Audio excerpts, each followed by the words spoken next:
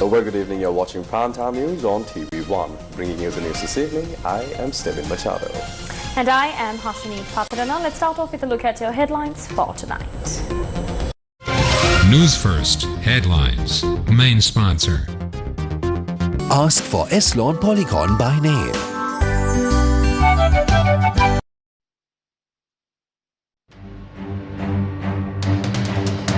Electricity tariffs hiked from 1st April. Hike of 4.3% for usage of less than 30 units. 25% hike for usage exceeding 180 units. Relief to be granted for places of worship. Global crude oil prices see 59% increase within a month of the Middle East conflict. Prices expected to rise even further. Will the United States put boots on the ground in Iran? Temperatures soar in many areas. Public urged to use water sparingly. Chairman of Sri Lankan Airlines, Sarath Ganegoda, resigns. Newsfirst headlines. Main sponsor. Ask for Eslon Polygon by name.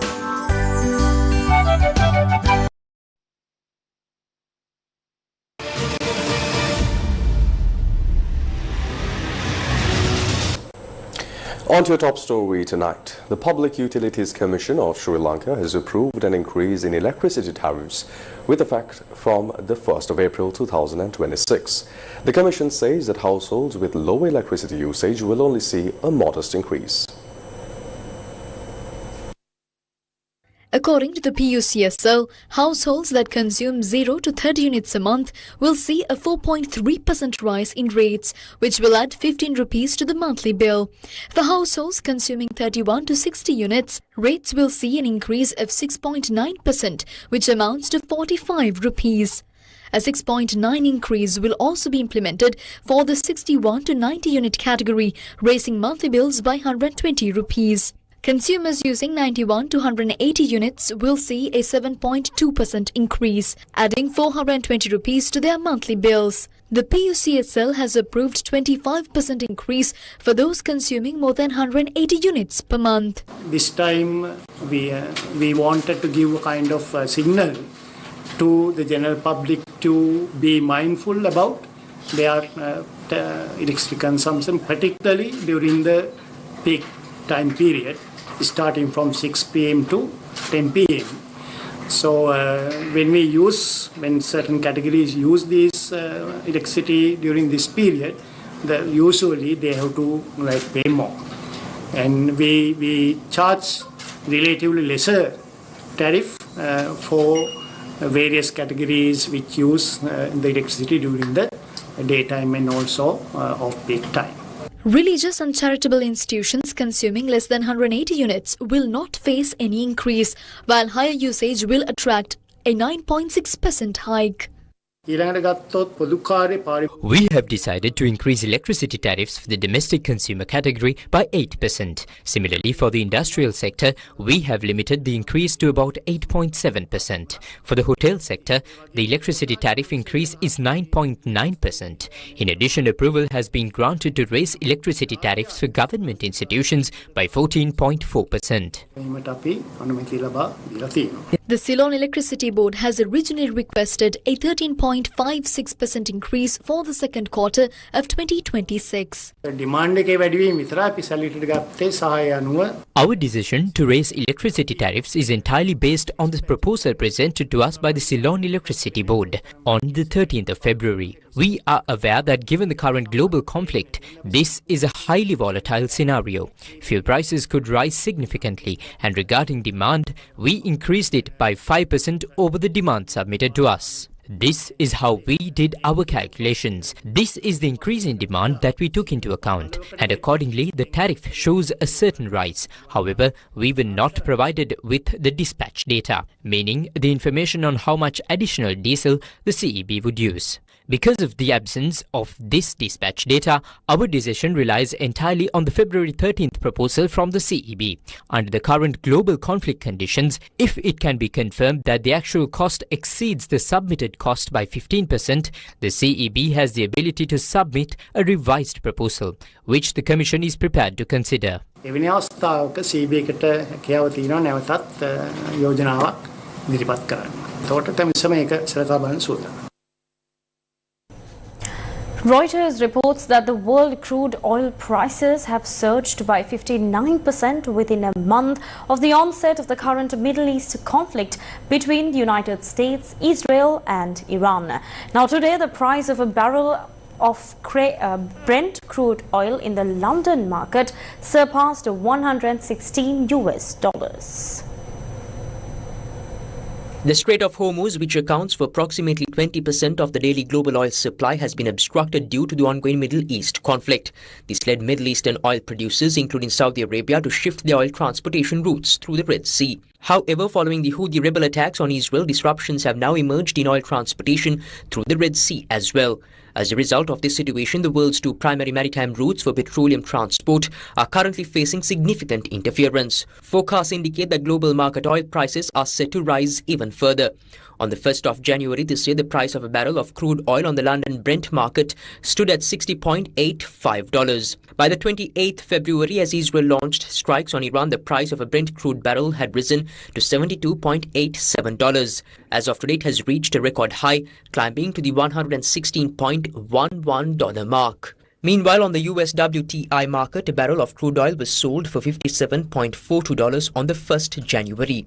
By the 28th February, this had increased to $67.02, and today the price of a barrel stands at $100.92. Following the disruptions to oil transportation in the Strait of Hormuz, Saudi Arabia took steps to divert oil to the Red Sea via their east-west pipeline. Analysts are of the opinion that if Houthi rebels continue to obstruct oil transport in the Red Sea, the global oil supply will face a further, more severe crisis. In the current situation with global oil supply and prices, many countries are facing an energy crisis.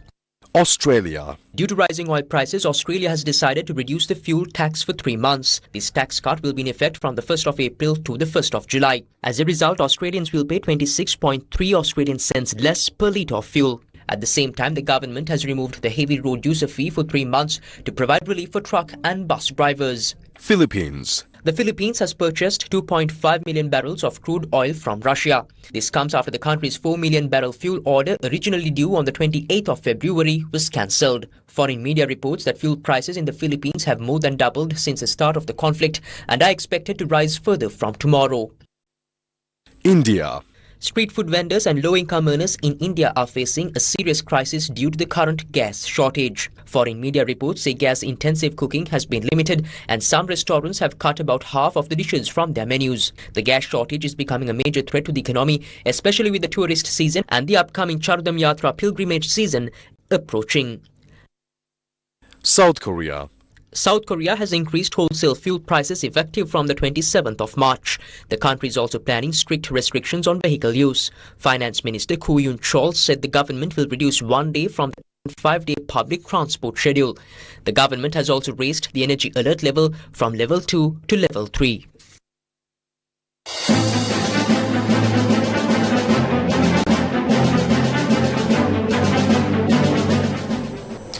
Iran has officially confirmed the death of Revolutionary Guards Navy Commander Alireza Tangsiri following severe injuries. Iran media reported based on a statement by the guards. Earlier on the 26th of March, Israel's Defense Minister Israel Katz said that the IDF had eliminated the commander of the IRGC Navy along with senior naval command officials in a precise and lethal operation.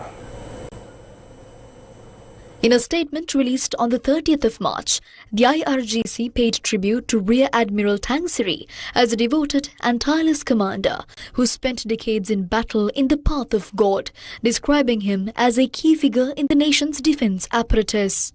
The IRGC said he was injured during operations linked to strengthening Iran's defensive shield along islands and coastlines targeted by hostile forces after significant retaliatory strikes reportedly damaged enemy infrastructure and downed a US aircraft. The IRGC emphasized that the Iranian nation has become accustomed to such martyrdoms and understands that a front which did not halt even with the passing of the greatest historical figures and divine leaders such as Imam Khomeini and leader of the Islamic Revolution Ayatollah Sayyid Ali Khamenei will continue its path with even greater strength. On Sunday, US President Donald Trump said that American forces had carried out major strikes in Iran, claiming that numerous targets were taken out and destroyed. Trump said on his Truth Social platform, quote, "Big day in Iran.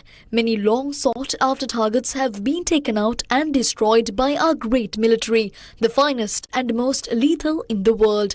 Unquote. Speaking with the press on Air Force One, Trump said that many Iranian targets have been destroyed and that direct negotiations with Iran is underway.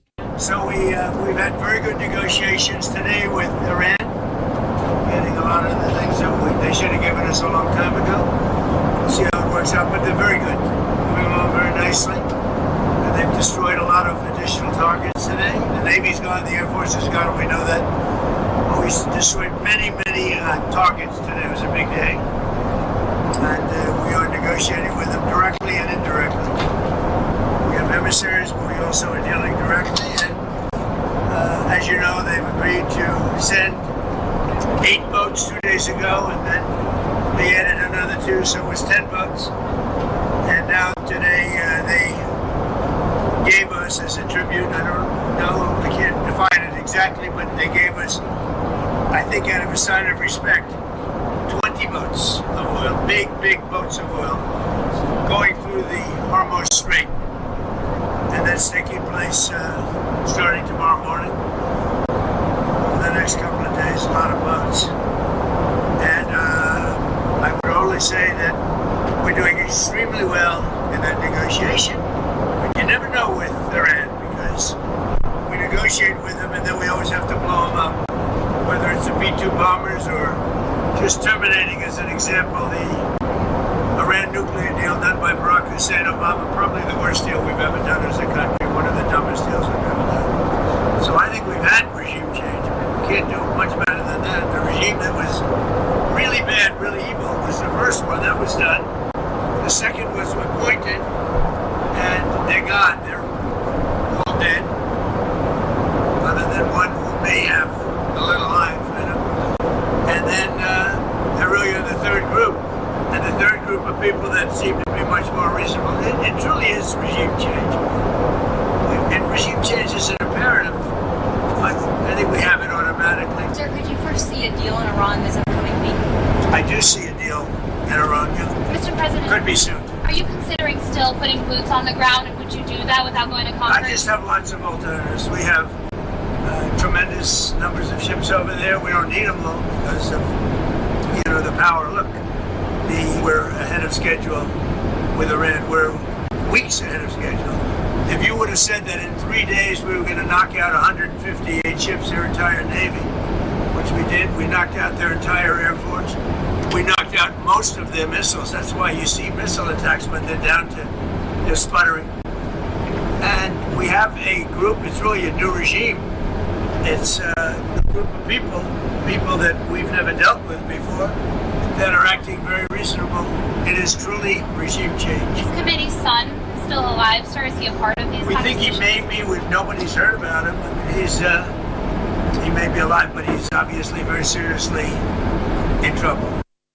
US preparations for a ground operation. Iran's parliament speaker has warned that his country's forces were waiting for American soldiers as a further 3,500 US troops arrived in the Middle East. Mohammad Bagher Ghalibaf said Iran would quote-unquote rain fire on any US troops attempting to enter Iranian territory. Meanwhile, US Central Command said on X that the newly arrived sailors and Marines were part of a unit led by the warship USS Tripoli, which also includes assault and transport assets. President Donald Trump has said he wants to take the oil in Iran by seizing its export hub of Karg Island, a plan being opposed in the US by quote-unquote some stupid people. In an interview with the UK's Financial Times newspaper published on Sunday, Trump said his plans for Iran differed from those for Venezuela, where Washington intends to control the oil industry indefinitely, following the abduction of its leader, Nicolas Maduro, in January. Meanwhile, the Wall Street Journal reported that US President Donald Trump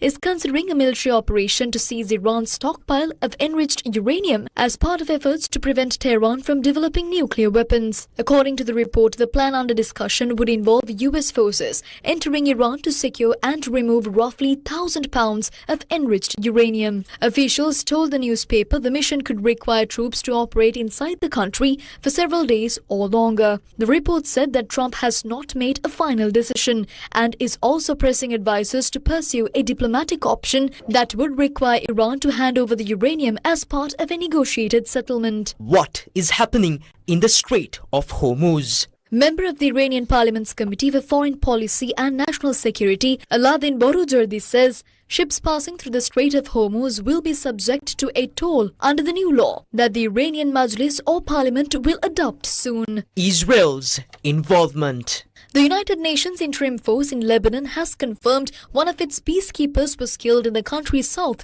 as fighting between Israeli troops and the Hezbollah group intensifies amid Israel's invasion. This is not the first time Israel has targeted and killed Lebanese soldiers, even though they are not a party to the current conflict. The soldiers were manning the coastal road in Tyre, where the Israeli army carried out the strike.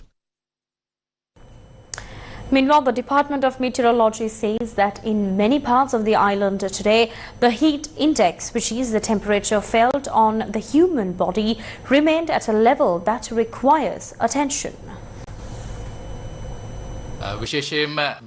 We would like to remind the public to take breaks whenever possible when working outdoors during the day and to stay hydrated by drinking plenty of fluids. Additionally, please avoid leaving small children inside vehicles during the day. Be especially attentive towards senior citizens, young children and those with underlying health risks. We also advise people to wear light-colored, lightweight clothing instead of dark-colored garments whenever possible. සැහැල්ලු සුදු පහ ඇඳුම් භාවිතා කරන්න කියලා අපි ජනතාවට මතක් කර සිටිනවා. The weather condition is actually an expected situation when looking at the average patterns of the year. Late March and April are the months when the sun is directly over the island, meaning we receive a high intensity of solar energy. Furthermore, we are currently passing through the inter-monsoon period, which means the wind patterns around the island are minimal, meaning the winds are low. The other factor is that there is a significant and high level of water vapor in the lower atmosphere.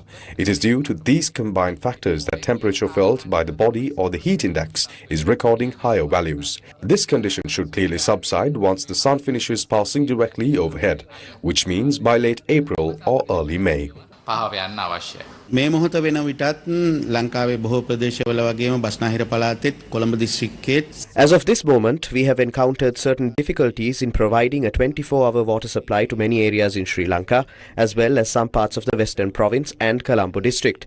The main reason for this is that while our production capacity has not yet been affected, consumption levels have risen to such a high point that water is being supplied under low pressure conditions, and by the time it reaches high altitude areas or end stages of the pipelines, the water pressure becomes very low. This has become a major issue right now. We are currently producing at the maximum capacity at Hambantota, which is 560,000 cubic meters per day. Similarly, at Labugama and Kaltuava, we are still producing at the total capacity of 150,000 cubic meters per day. However, indicators show that we cannot expect significant rainfall within the next 3 weeks or so. Therefore, we are making a special request to the public to use water sparingly and consume it prudently at this time. තමා අපිට පෙන්눔 කරන්නේ. ඉතින් ඒ නිසා අපි ඇත්තටම විශේෂයෙන්ම ජනතාවගෙන් ඉල්ලීමක් විදිහට කරනවා මේ මොහොතේදී ජලය පරිභෝජනය කිරීමේදී අර පිරිමැස්මෙන් ජලය පරිභෝජනය කරන්න කියන ඉල්ලීම අපිට කරන්න වෙනවා. Meanwhile, the Commissioner General of Essential Services has issued a set of guidelines to all authorities, including secretaries of ministries, regarding the prudent use of fuel and electricity. The guidelines state that all air conditioning units in government and statutory institutions must be turned off by 3 p.m. Private sector offices are also urged to follow the same practice. After 8 p.m, all electric billboards and screens used for advertising at various locations must be switched off. Streetlights managed by local authorities should be turned off between 6 p.m. and 10 p.m. using suitable measures. For large-scale events and musical performances held outdoors, organisers are instructed to conduct these activities without drawing electricity from the national grid. Move forward, Sri Lanka. For hardware, B2B.lk. Sailor Enterprises presents Russell Peters returns to Colombo for the Relaxed World Tour, 31st March 2026 at the all-new Lumina Hall in the City of Dreams, powered by the Australian Migration Consultants. Tickets out now on bookmyshow.com. For safety items, B2B.lk.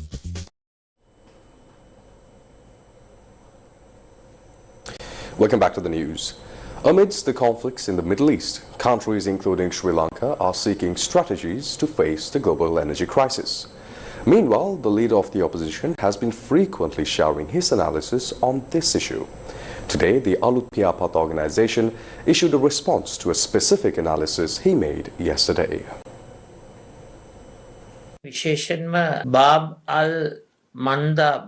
Especially the Bab al-Mandab Strait. Some may not have heard of it. With these Houthi groups joining the war front, the Bab al-Mandab Strait is under serious threat. I would like to inform you that this will have a direct impact, especially on Sri Lanka's economy. Specifically, I believe that with the Houthi groups joining this war, transportation of goods as well as various resources through this strait will be disrupted, causing this serious damage. Especially, there could be a trend of rising oil prices, rising prices of diesel and petrol.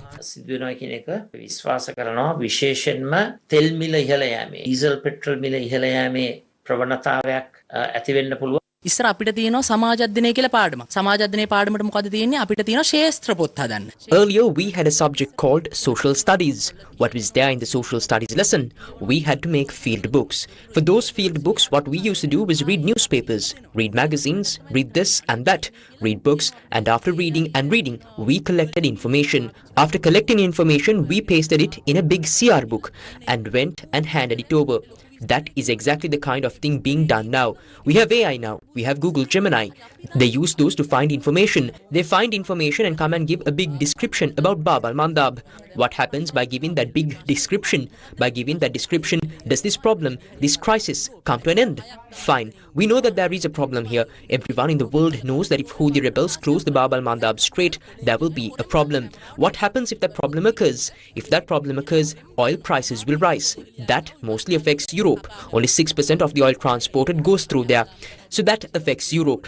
Through Europe, it indirectly affects Asia. How does that bring a solution to the crisis in the country? Are they working in a way that benefits the entire population of this country by having discussions with the existing government? Such things have no relevance to the leader of the opposition. Now he thinks that he knows everything and that he should be the one that knows everything. Even that he doesn't do properly. What does he do? He writes it in a piece of paper and peeks at it secretly. It is visible to the camera. If you watch the video closely, it shows him peeking. What is the point of such an opposition leader? That is not the role of the leader of the opposition. We always say there must be an opposition. The role of the opposition should be to point out if there is a mistake in the government's actions while protecting democracy and to perform tasks that benefit the entire people of the country. But what is this leader of the opposition doing? He goes around talking at various places at every junction, not even junctions, right? He goes around delivering speeches at small, random places. හැබැයි මේ විපක්ෂ නායකවරයා මොකද කරන්නේ? තැන් තැන්වල හන්දි ගානෙත් නෙමෙයි ඉතින් නේද? පුංචි තැන්වල කියව යනවා. Sarath Ganegowda has resigned as chairman of Sri Lankan Airlines Limited and Sri Lankan Catering Limited with effect from the 31st of March 2026. Now, AKDD Dimal Arandara will serve as acting chairman on the boards of both companies until a new chairman is appointed. Now, in addition, Rohan Gunatilaka, who served as the director, has also stepped down from the boards of Sri Lankan Airlines and Sri Lankan Catering. Meanwhile, Nepal Kavi Nada, an event organized in honor of Poetry Week observed in both Sri Lanka and Nepal, took place in Polonnaruwa today. A special literary event titled Nepal Kavinada was held this morning at the Pulatisipura National College of Education in Polonnaruwa to mark the Poetry Week in both Sri Lanka and Nepal. The event was held under the patronage of Nepal's ambassador to Sri Lanka, Purna Bahadur, and featured the participation of renowned Nepali poets and literary figures. Addressing the gathering, Ambassador Purna Bahadur said that Nepal is committed to further strengthening the long-standing relationship between Sri Lanka and Nepal, particularly through cultural and literary exchanges. The event highlighted the growing cultural ties between the two nations, with poetry serving as a bridge to deeper mutual understanding and cooperation. Hambantota International Port Group has signed an agreement to invest $108 million in new container handling equipment, marking a major expansion of its container terminal capacity and reinforcing Sri Lanka's position as an emerging logistics hub in the Indian Ocean.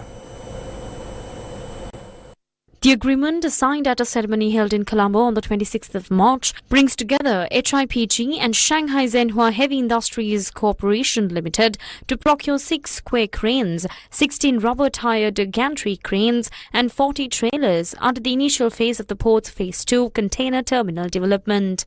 The investment comes amid growing demand for alternative logistics hubs as global shipping patterns continue to shift, particularly due to geopolitical tensions in the Middle East. HIP's location, just 10 nautical miles from the main east-west shipping routes, position it as a reliable and efficient option for shipping lines seeking minimal deviation and operational stability. The new quay cranes, with a 72-meter outreach, 55-meter lifting height and 65-ton lifting capacity, will enable Hambantota International Port to handle the world's largest container vessels, while the RTGs will enhance yard efficiency and support more environmentally sustainable operations through a transition towards electrification. Once deployed, the equipment will activate the port's existing 1,300-meter container berth, increasing total annual capacity to approximately 2 million TEUs and extending total quay length for container operations to nearly 2 kilometers, enabling the port to handle multiple large vessels simultaneously.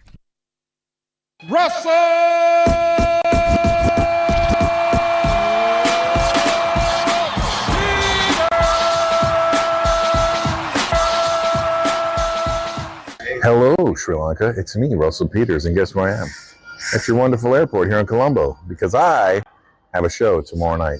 Cinnamon Live, City of Dreams, Russell Peters Relax World Tour, the last date of my entire Asian tour. And this is your last chance to see me, because this tour is going to be ending very soon. So what better place to end it off than in the beautiful city of Colombo.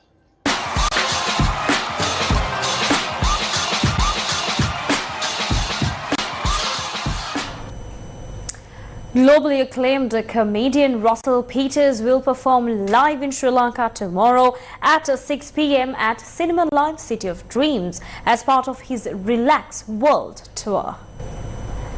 Meanwhile, the first phase of excavation at the Kurukulamadam mass grave in Batticaloa commenced today. The excavation work commenced this morning under the supervision of Kaluwanchukudi Magistrate T. Pradeepan. Officials present today included the officer in charge of the District Forensic Crime Division Batticaloa, members of the Office on Missing Persons, officers from the Archaeological Department of Batticaloa and Ampara districts, and judicial medical officers. Today, a specific location previously identified in this case was marked with a red flag. Based on prior GPR scans, certain disturbances were identified at this spot. Following the magistrate's order, a designated area measuring 5 meters by 5 meters was selected for digging. It was noted that the initial excavation would reach a depth of 9 feet and the process is being carried out in partitioned sections. We received information that they were abducted and buried in this area. Everyone in Kathankudi shared the desire to recover their bodies for a proper burial. So in August 2025, the previous magistrate of Kaluwanchukudi issued an order saying that the excavation should take place.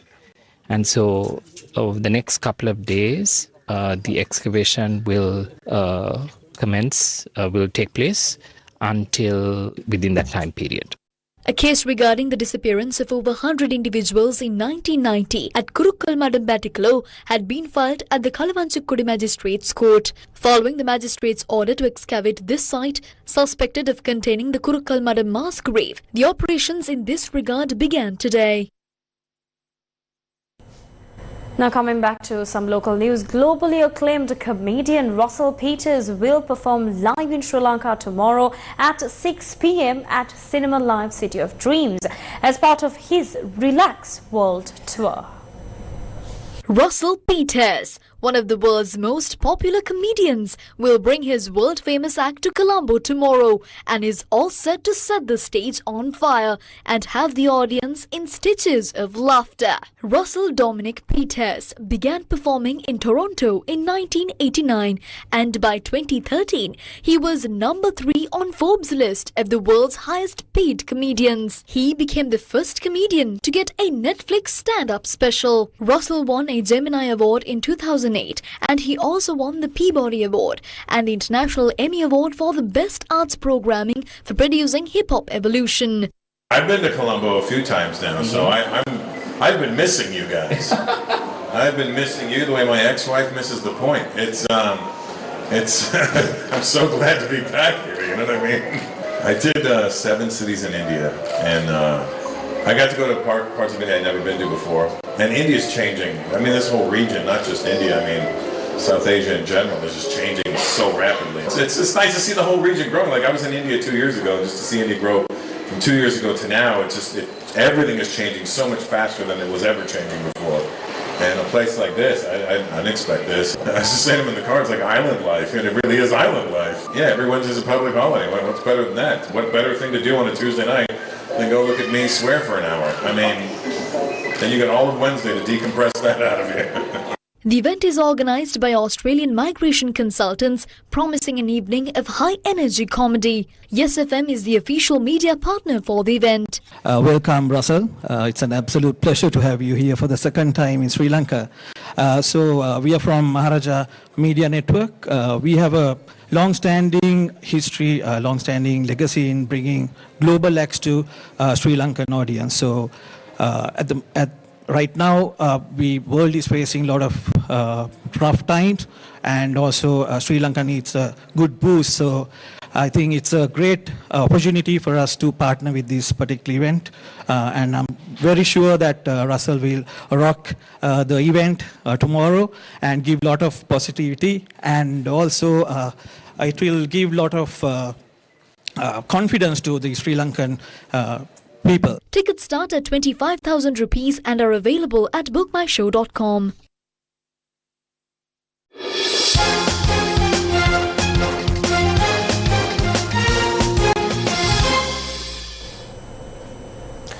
Sri Lanka cricket is a brand that represents the nation on the global stage. Yet, Sri Lanka cricket has been brought to ruin by a circle of close associates. This is yet another startling revelation. For over a month, we have consistently presented information, data and figures regarding the fate that has befallen our beloved cricket.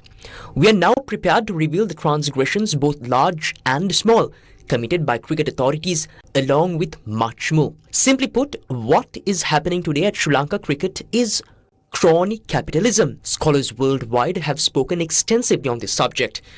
To understand it simply, it is the act of holding on to an institution for a long period by prioritizing cronyism or personal friendships over talent or merit. This is exactly what has happened to Sri Lanka cricket. Experts argue that crony capitalism destroys both competition and the capacity for innovation.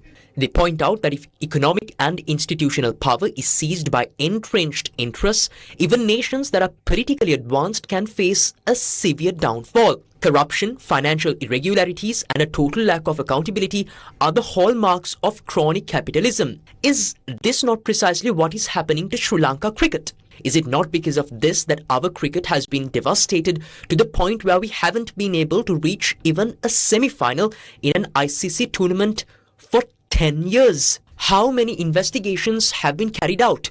How many reports have been compiled and submitted? Let us examine the audit report of the 2022 T20 World Cup. This report is available on the official website of the Auditor General's Department for anyone to see. During the tournament in Australia, the manager of Sri Lanka Cricket suddenly purchased 30 suitcases. According to the audit report, the amount spent on this was 1,679,614 rupees. The invoice submitted on the 18th October 2022 for this purchase indicated that the value of a single suitcase was 55,888 rupees. The audit revealed that 20 suitcases had already been provided to players and staff before they left for the World Cup. Furthermore, it was discovered that another 24 suitcases remained with the store's assistant of Sri Lanka Cricket. So, why was such a massive expense incurred to suddenly buy 30 more suitcases in Australia? The audit report states that these suitcases were purchased using funds allocated for medical and other emergency expenses. There was no recognized procurement process. How can this happen? Even if an urgent need arose to buy cricket gear or luggage for players, why were these also purchased for 13 staff members? These are the critical questions raised by the audit. In Sri Lanka, a suitcase purchased according to the proper procurement process costs 27,944 rupees. Yet, these 30 suitcases were bought at 55,888 rupees, exactly double the price. How did the team manager decide to pay $152.72 for a suitcase that originally cost $76? Furthermore, according to the annual agreement entered by the Cricket Board, all suitcases must carry the official Sri Lanka Cricket logo. These suitcases did not. The bags bought in Australia carried a completely different brand logo. This too is a violation of the contractual agreements of Sri Lanka Cricket. These facts are documented in the audit reports. This is merely one small example of what this chronic clique has done. If we continue, we can reveal so much more. By engaging in such acts, they have ultimately paved the way for the total destruction of Sri Lankan cricket. That is the pain we all share. Should we wait any longer to save Sri Lanka cricket from this clique of cronies? Is delaying for even a moment not the same as standing by and allowing these injustices to continue? Hashini, as we wrap up tonight's edition of Primetime News, we wish to make an earnest appeal from our viewers. Well, Stevin, as the global energy crisis continues to reshape economies and strain resources, the responsibility to act begins at home. In Sri Lanka, each unit of electricity saved today is a step toward safeguarding our future. It will reduce costs, easing pressure on national supply, and allow us to go about our tasks with minimal risk. So, switch off what you do not use, choose efficiency over excess, and let us fulfill our national duty. And with that, we wrap up Primetime News for tonight. Thank you for watching. Good night.